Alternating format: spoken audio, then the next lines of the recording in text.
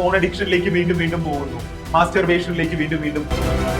ഈ 4 കാര്യങ്ങള് നിങ്ങൾ പ്രോപ്പർ ആയിട്ട് ചെയ്യുകയാണെങ്കിൽ അടുത്ത 30 ഡേയ്സിലേക്ക് ഞാൻ നിങ്ങൾക്ക് ഒരു ചെക്ക് ലിസ്റ്റ് നൽകാൻ പോവുകയാണ്. ദിവസവും നിങ്ങൾ ചെയ്യേണ്ട ഈ 4 കാര്യങ്ങള് നിങ്ങൾ പ്രോപ്പർ ആയിട്ട് ചെയ്യുകയാണെങ്കിൽ, നിങ്ങളിൽ പലരും എന്നോട് പറയുന്നുണ്ടായിരുന്നില്ലേ, ഫോൺ അഡിക്ഷനിലേക്ക് വീണ്ടും വീണ്ടും പോകുന്നു, മാസ്റ്റർബേഷനിലേക്ക് വീണ്ടും വീണ്ടും പോകുന്നു. അങ്ങനെ പോവാനുള്ള, നമ്മൾ സ്ലിപ്പ് ആവാനുള്ള ഒരു കാരണം എന്നുള്ളത് നമ്മുടെ എനർജി ലോ ആയിരിക്കുന്നത് കൊണ്ടാണ്. മെന്റൽ എനർജി എന്നുള്ളതും സ്പിരിച്വൽ എനർജി എന്നുള്ളതും നമ്മുടെ ലോ ആവുന്നത് കൊണ്ടാണ്. അപ്പോ ഇന്ന് മുതൽ നമ്മൾ ഇവിടെ ഒരു ചെക്ക് ലിസ്റ്റ് എന്നുള്ളത് സ്റ്റാർട്ട് ചെയ്യുകയാണ്. എല്ലാ ദിവസവും ഒരു വൈറ്റ് പേപ്പറിൽ ഈ ഒരു കാര്യം എന്നുള്ളത് എഴുതി വെക്കുക.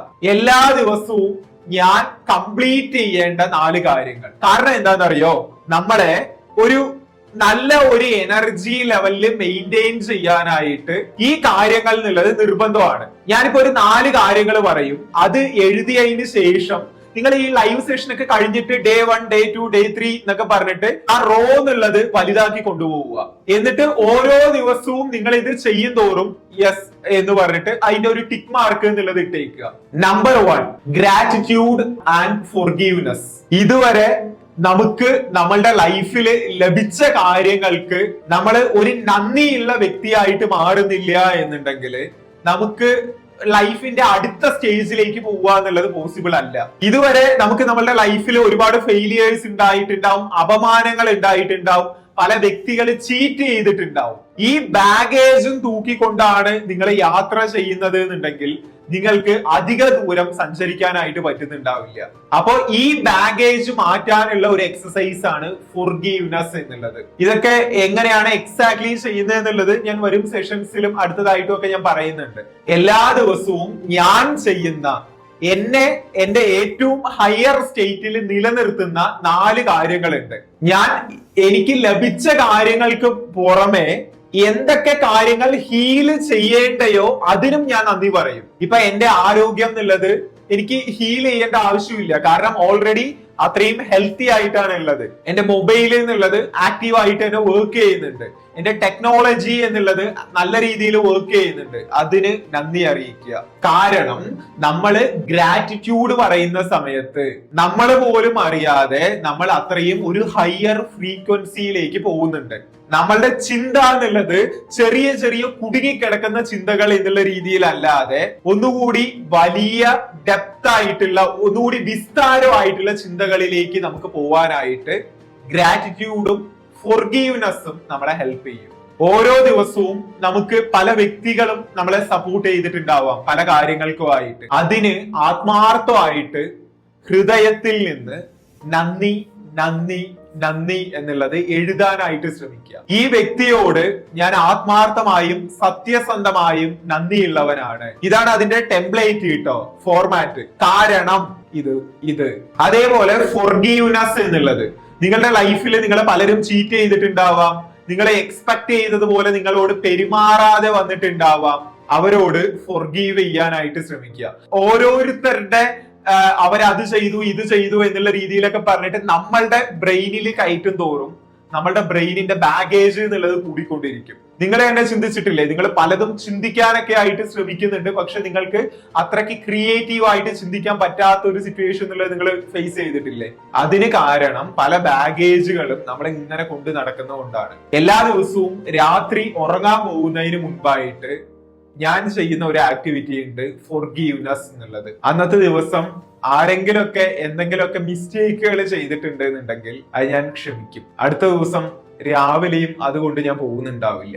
ഇങ്ങനെ നമ്മൾ അത് ക്ഷമിക്കുന്ന സമയത്ത് അടുത്ത ദിവസം നമുക്ക് അത്രയ്ക്ക് ആക്റ്റീവായിട്ട് എഴുന്നേൽക്കാനായിട്ട് സാധിക്കുന്നുണ്ടാവും. ഒരു 5 മിനിറ്റ് അല്ലെങ്കിൽ ഒരു 2 മിനിറ്റ് ഇരുന്ന് ഈ ഒരു വ്യക്തിയോട് ഞാൻ അത്രയും ആത്മാർത്ഥമായിട്ട് ഞാൻ ക്ഷമിച്ചിരിക്കുകയാണ്.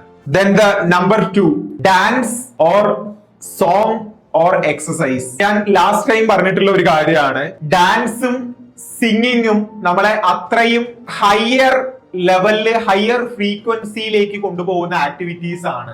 ഡാൻസും സിംഗിങ്ങും. ഇതിലേതെങ്കിലും ഒന്ന് നിങ്ങൾ ചെയ്യാനായിട്ട് ശ്രമിക്കുകയാണെങ്കിൽ നിങ്ങൾ ചെയ്യുന്ന കാര്യങ്ങളൊക്കെ ഒരു കളി പോലെ നിങ്ങൾക്ക് കൊണ്ടുപോകാൻ പറ്റും. ഒരു ഫ്ലോ സ്റ്റേറ്റിൽ നമുക്ക് കൊണ്ടുപോകാൻ പറ്റും. നമ്മളിങ്ങനെ 30 വയസ്സായി എനിക്ക് ആ പ്രശ്നമുണ്ട് ഈ പ്രശ്നമുണ്ട് എന്നൊക്കെ പറഞ്ഞ് നമ്മൾ മസിൽ പിടിച്ചിരിക്കേണ്ട ആവശ്യമൊന്നും ഇല്ല.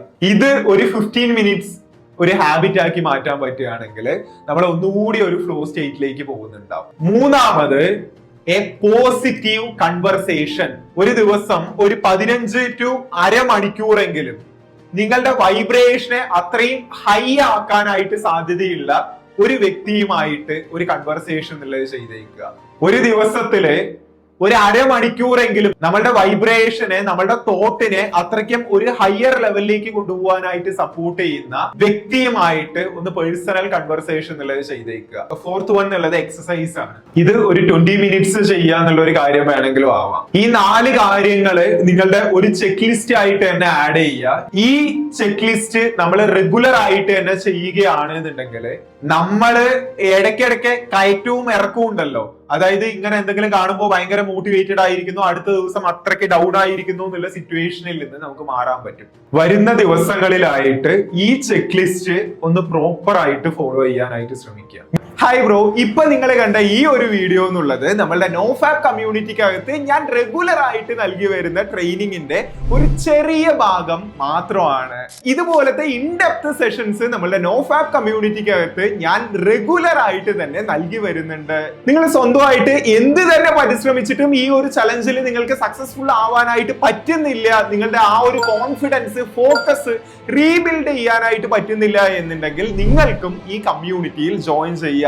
ഒരു ട്രാൻസ്ഫോർമേഷൻ എന്നുള്ളത് എനിക്ക് സീരിയസ് ആയിട്ട് വേണം എന്ന് നിങ്ങൾ ആഗ്രഹിക്കുന്നുണ്ടെങ്കിൽ നിങ്ങളുടെ ഫോക്കസ്, കൺസിസ്റ്റൻസി, ഡിസിപ്ലിൻ എന്നുള്ള കാര്യങ്ങളെ റീബിൽഡ് ചെയ്യുന്ന കാര്യത്തിൽ നിങ്ങൾ അത്രയും സീരിയസ് ആണെങ്കിൽ മാത്രം ഡിസ്ക്രിപ്ഷനിലും പിൻ കമന്റിലും ആയിട്ട് നമ്മളുടെ കോൺടാക്ട് ഡീറ്റെയിൽസ് നൽകുന്നുണ്ട്. നമുക്ക് മെസ്സേജ് ചെയ്തേക്കുക.